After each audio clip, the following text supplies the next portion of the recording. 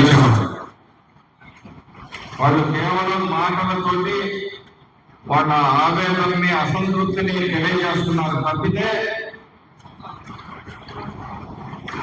మరి వేరే విధంగా మీ మీద కోర్టులకు వెళ్ళటమో పిటిషన్లు వేయటం లాంటివి చేయటం లేదు. వాళ్ళు కోరే చిన్న కోరికలు, చాలా చిన్న కోరికలు, ఇంత పెద్ద సమస్య, ఇంత పెద్ద సంస్థ ఈ చిన్న కోరికల్ని కూడా స్థానిక శాసనసభ్యులు పదే పదే విజ్ఞప్తి చేయాల్సిన పరిస్థితులు. మీరు స్పందించాలి.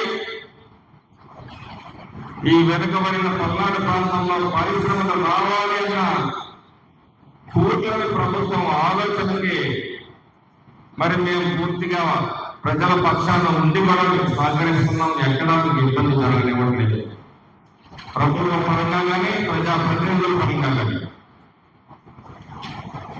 అలాంటప్పుడు ప్రజల సమస్యలు మీరు దృష్టిని తీసుకొచ్చినప్పుడు మీరు స్పందించాల్సిన అవసరం మీ మీద ఉంది, బాధ్యత ఉంది.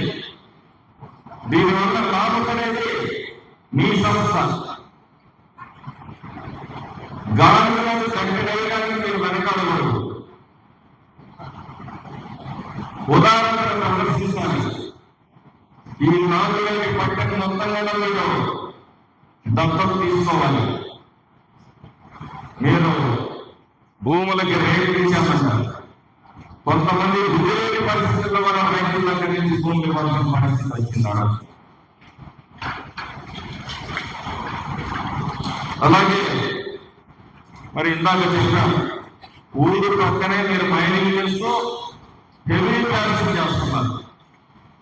దీనివల్ల ఇళ్లలో వైబ్రేషన్స్ వస్తున్నాయి. అసలు అవసరం ఏంటని అడుగుతున్నాను. ఊరు ఆలోచన మీరు రాజకీయాలకు అవసరం ఏంటి? ఇన్ని ఎకరాలు, ఇన్ని హెక్టార్లు ఉన్నప్పుడు